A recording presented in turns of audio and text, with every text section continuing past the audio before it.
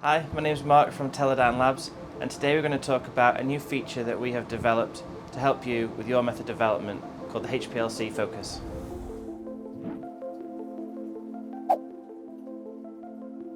In order for this feature to be used, we can calibrate your analytical HPLC with our CombiFlash NextGen, and this can be in both normal phase and reverse phase.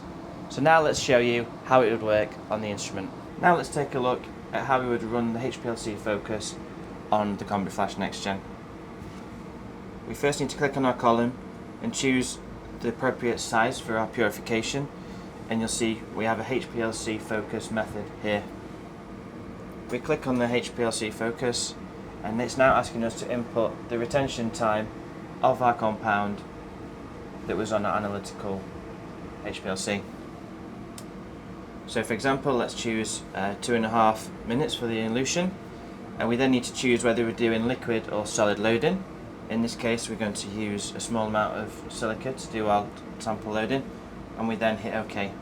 The system has now generated a bespoke gradient based upon the retention time of your compound.